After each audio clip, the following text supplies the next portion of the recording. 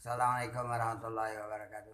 Waalaikumsalam. Bismillahirrahmanirrahim. Alhamdulillah wassalatu wassalamu ala Rasulillah wa ala alihi wa mawala.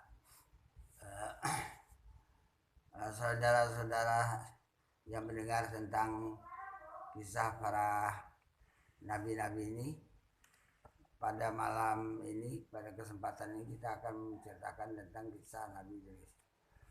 Kita mulai. Bismillahirrahmanirrahim.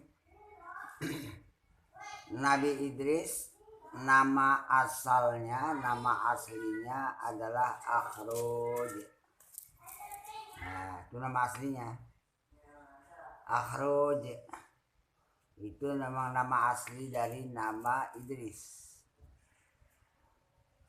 Oleh karena dia banyak mendaras mempelajari kitab, maka dinamakanlah ia Idris. Nah, itu dia. Karena darsun itu artinya pelajaran. Jadi nama Idris asalnya itu Akhroj. Oleh karena dia banyak mendaras mempelajari kitab, maka dinamakanlah ia Idris. Nah, Nabi Idris sangat mengetahui tentang ilmu nahwu. Dan setelah beberapa tenggang waktu, agama yang telah dibawa oleh Nabi Adam telah hilang di permukaan bumi. Nggak ada agama waktu itu lagi, hilang lah habis. Nggak ada yang nyiarkan.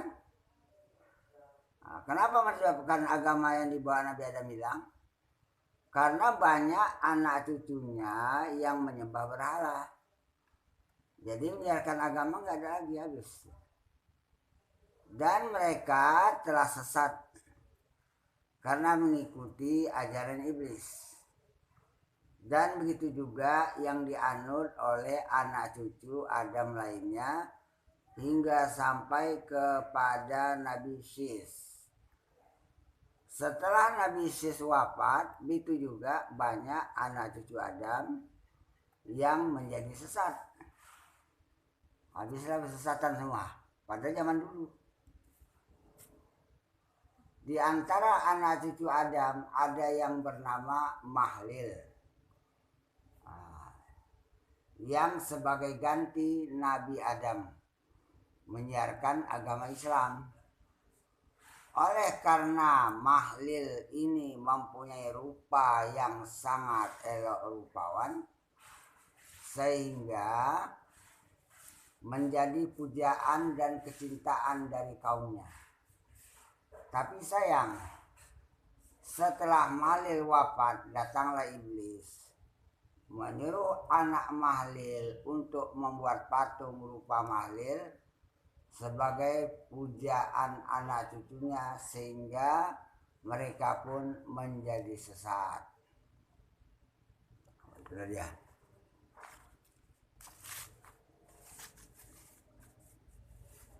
Menjadi sesat.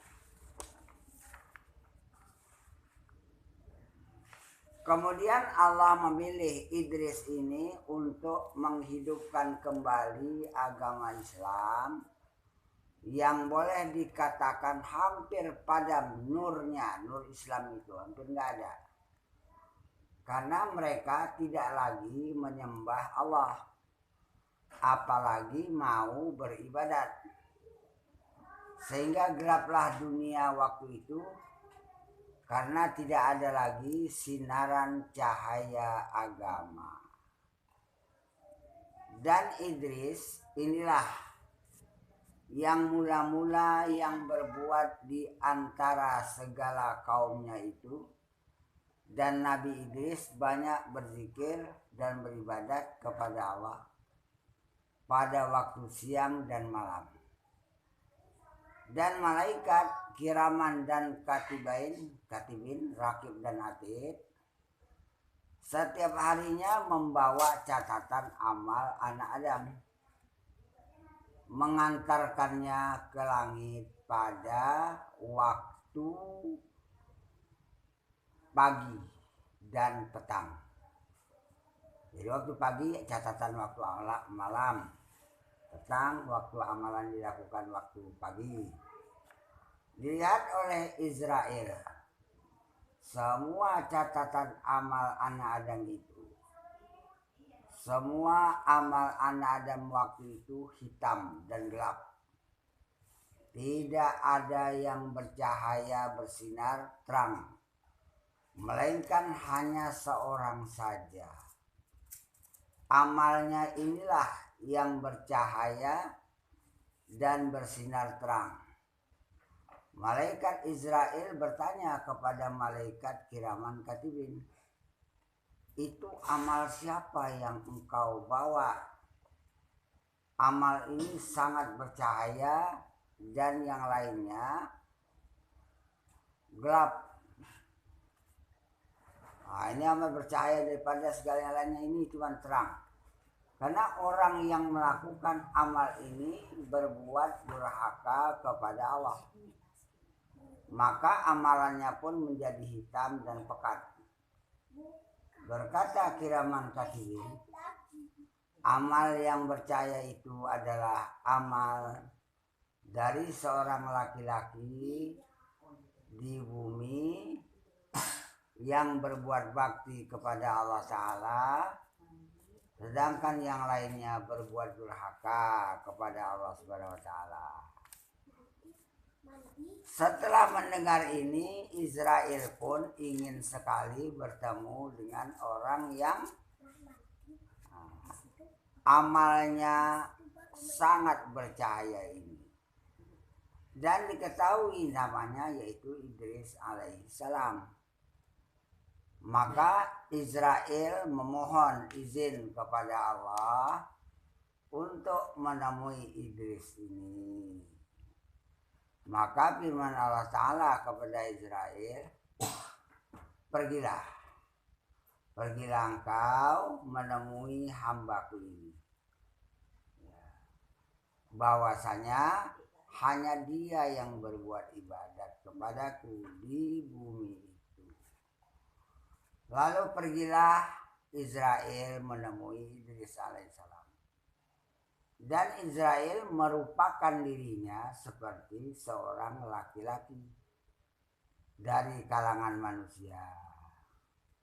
Setelah datang Israel kepada Idris alaihissalam, lalu ia mengucapkan salam dan dibalas Idris salam Israel itu.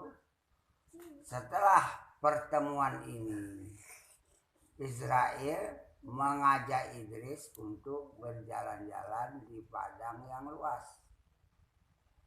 Mereka bertemu dengan kambing-kambing orang yang sedang makan rumput.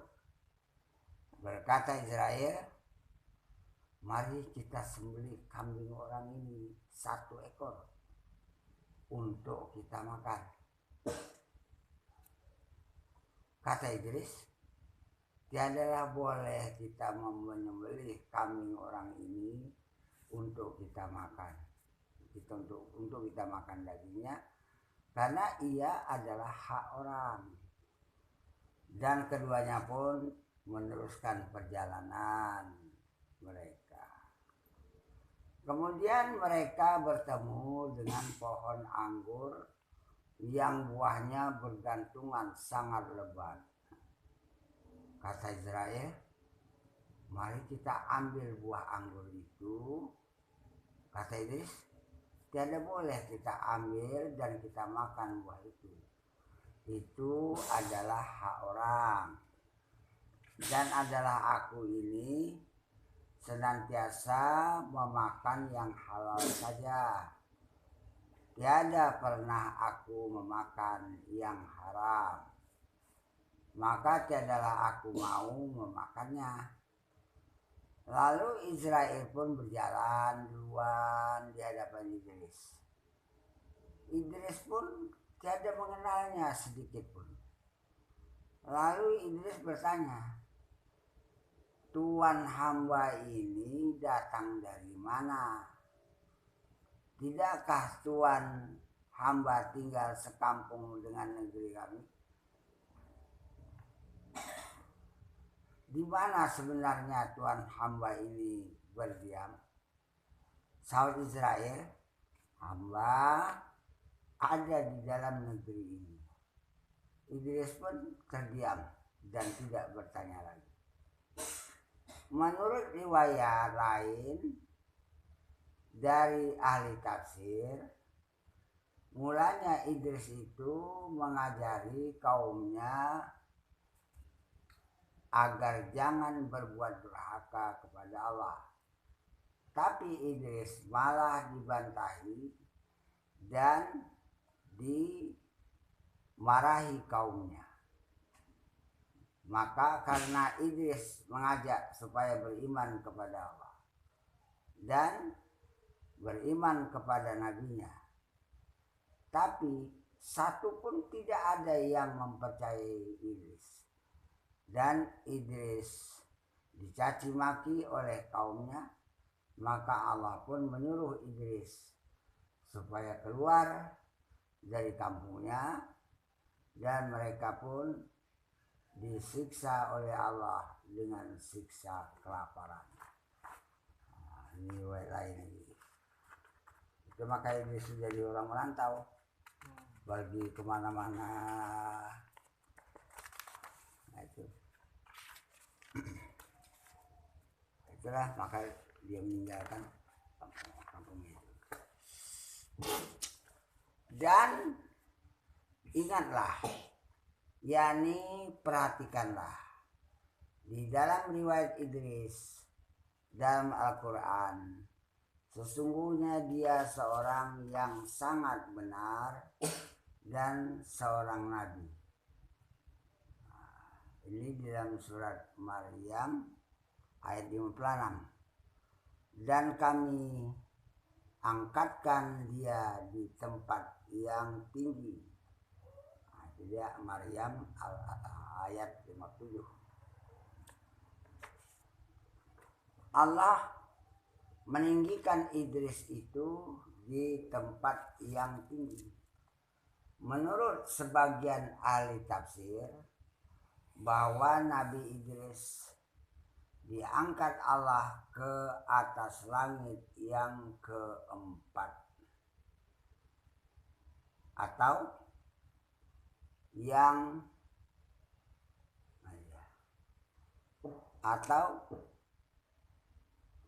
keenam. Nah, itu dia dari riwayatnya agak apa nih. Sekarang dia masih hidup di sana. Menurut sebagian ahli tafsir, ia di dalam surga setelah dimatikan ia oleh Allah. Ini berbeda pendapat ya. Tapi di dalam arti yang maknawi, bahwa arti mengangkat Nabi Idris ke tempat yang tinggi ialah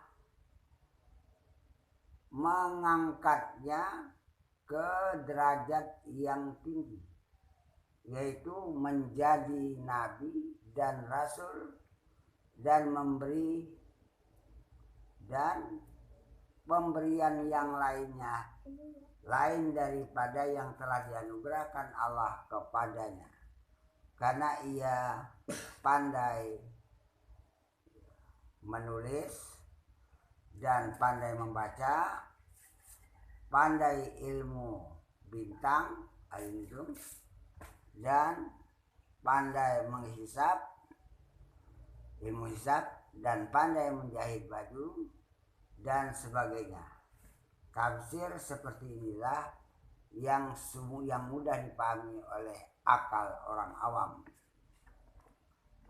Setelah dari keturunan nasab, memandang dari keturunan nasab bahwasanya Idris itu adalah nenek laki-laki dari ayah dari bapak Nabi Nuh.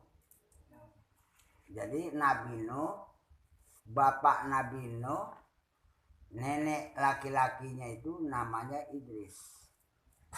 Mereka mengatakan Nabi Idrislah orang yang mula-mula pandai menjahit pakaian.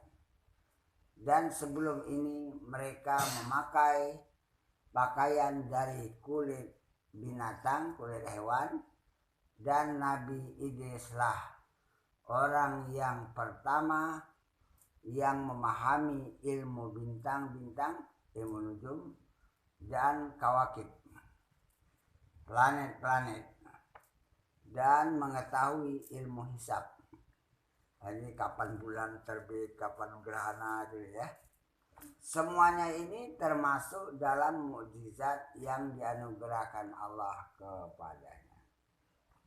Setelah Nabi Idris keluar meninggalkan kaumnya, maka berjalanlah Idris dalam berbagai negeri mengembara. Tujuan Allah menyuruh Nabi Idris keluar meninggalkan kampungnya dan kaumnya itu karena Allah hendak menyiksa kaum Nabi Idris itu.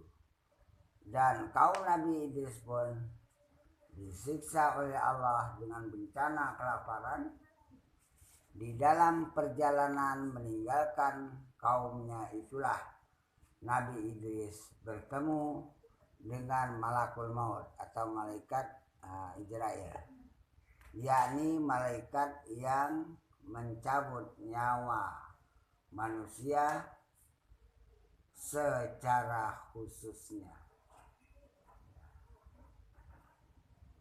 Maka malakul maut, yakni malaikat mati, memberikan ucapan salam kepada Nabi Idris. Dan Nabi Idris pun membalas salam malakul maut itu. Lalu Idris bertanya kepada malakul maut, "Siapa engkau ini?" Maka sahut Israel, "Aku adalah seorang hamba Allah dari sekian banyak hambanya. Dan aku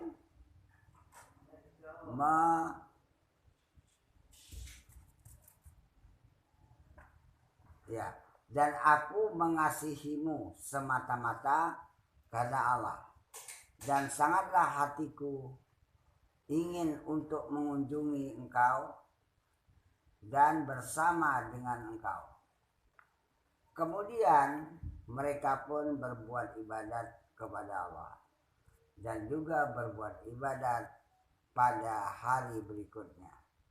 Maka tatkala petanglah hari, maka Allah menganugerahkan kepada Idris akan suatu rezeki. Maka berkata Idris kepada orang yang besertanya itu, yakni malakul maut, "Marilah kita makan, hai hamba Allah." Maka kata malakul maut, "Aku tidak lagi berkehendak kepada makanan itu." Maka berbuka puasalah Idris dengan sendiriannya. Kemudian Idris beribadat di waktu malam, dan Israel pun juga beribadat bersama Idris. Tatkala melewati pertengahan malam, mengantuklah Idris lalu tertidur. Sedang malaikat maut belum juga mau berhenti dari beribadatnya. Maka tatkala fajar hari, maka bangkitlah Idris dan mengambil wudhu. Lalu sembahyanglah dia. Dan dilihatnya ada Israel berdiri di sampingnya. Dan keduanya pun sembahyang. Setelah pagi hari berjalanlah keduanya itu dengan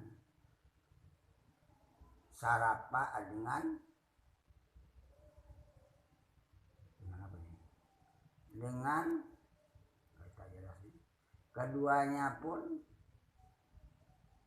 bertemu dengan sepohon kayu yang berbuah. Maka kata Israel, kata malakul maut, "Hai Idris, ambil buah kayu itu untuk bekalan di perjalanan. Yani tatkala engkau nanti berbuka puasa, itulah makanannya. Sahut Idris, subhanallah, subhanallahil azim, kata Idris, jika ku ambil buah kayu itu, maka adalah aku berbuat dosa. Dan bahwasanya Tuhanku jua yang menganugerahi akan rezeki dengan cara yang tidak diduga-duga. Seandainya rezeki layah tasib, maksudnya layah tasib, pasti ku terima yang ditakdirkan oleh Allah Ta'ala.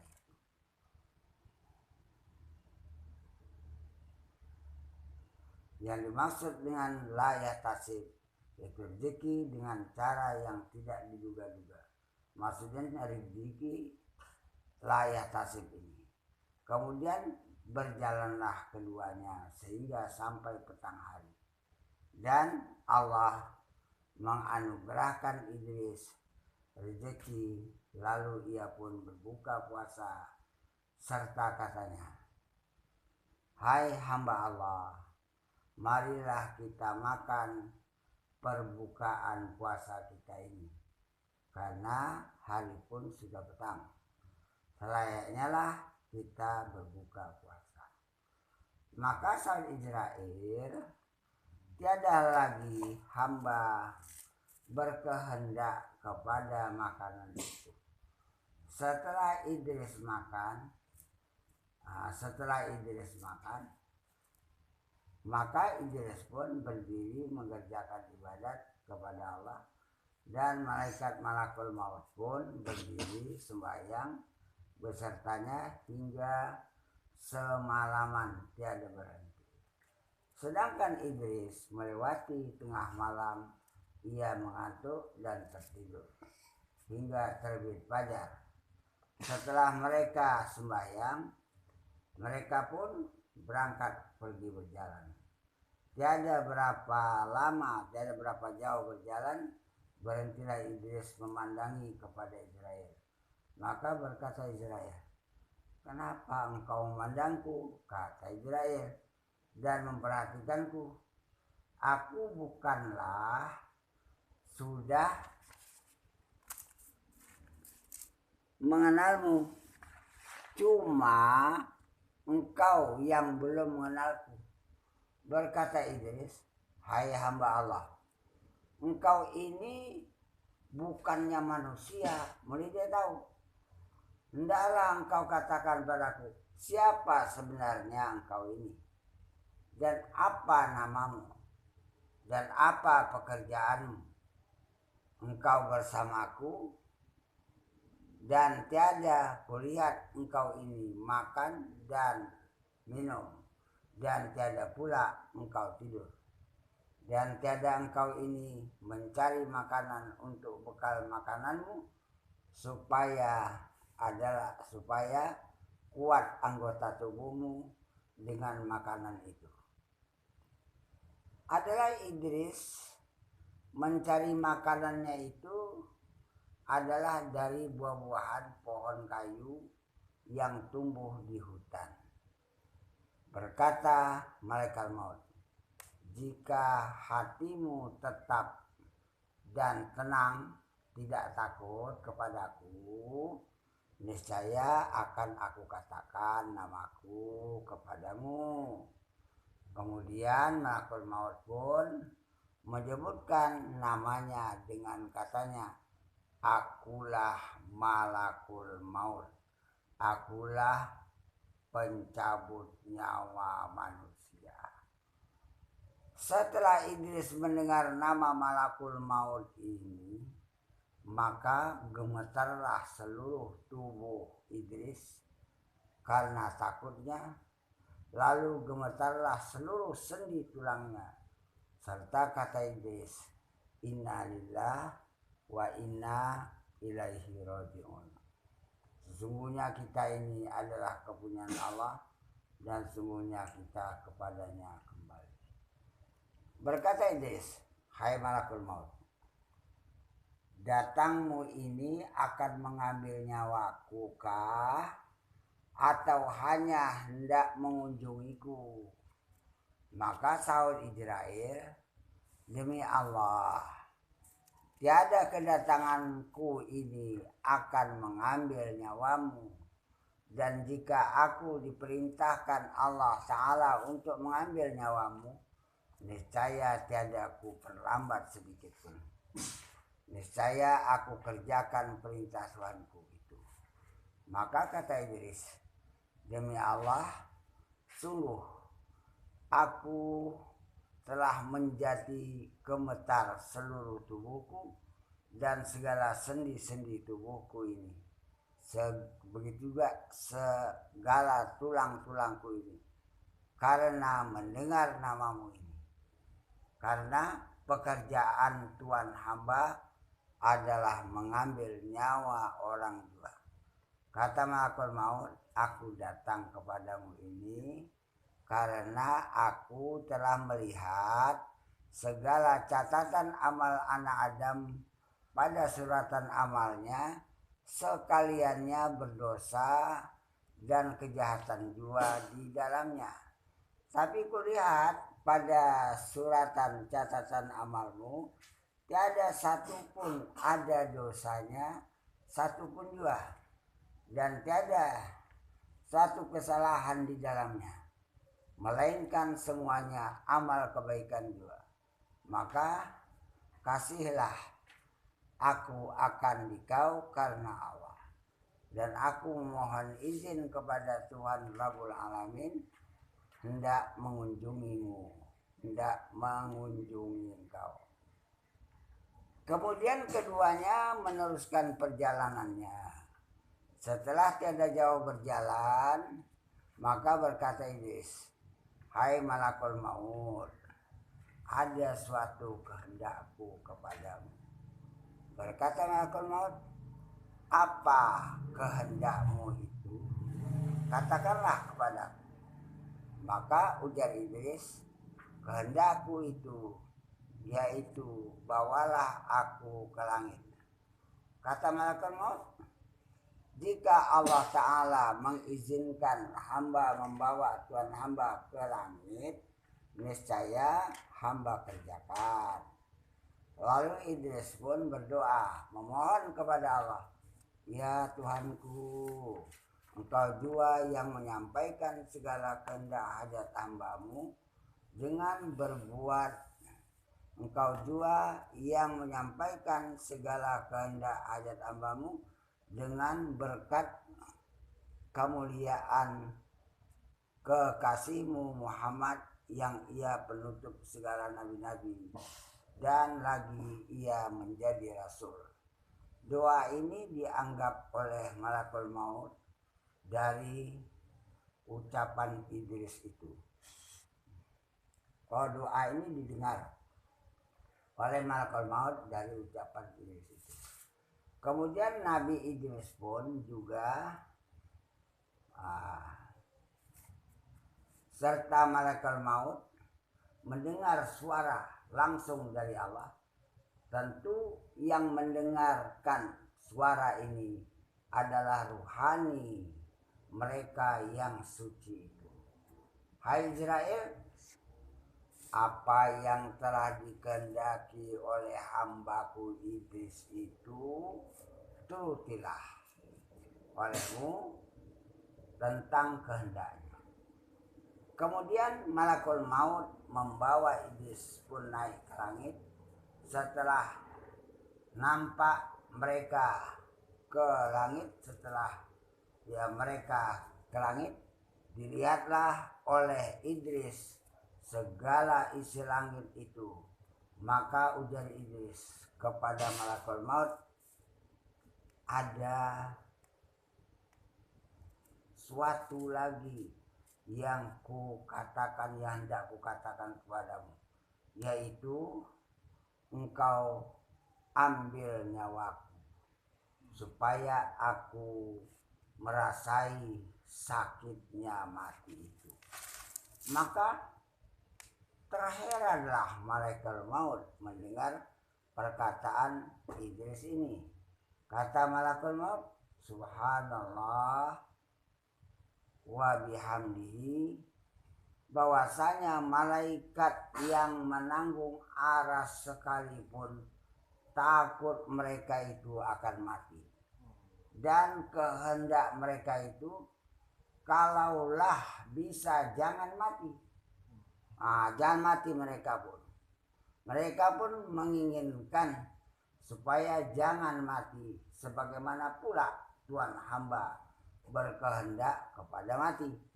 Saud Idris, tiada mengapa yang demikian mati ini, karena mati ini tidak dapat tidak, melainkan harus dialami.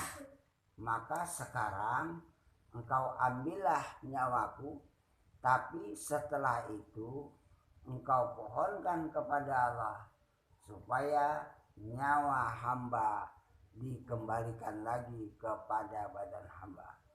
Karena sebelum lagi datang ajal hamba tetap berbuat ibadat kepada Allah Ta'ala selama masih ada usia hamba. Sekian aja dulu, insya Allah nanti kita sambung sambungan ini. Kemudian datanglah firman Allah kepada Israel, ya. Wallahu a'lam bishawab.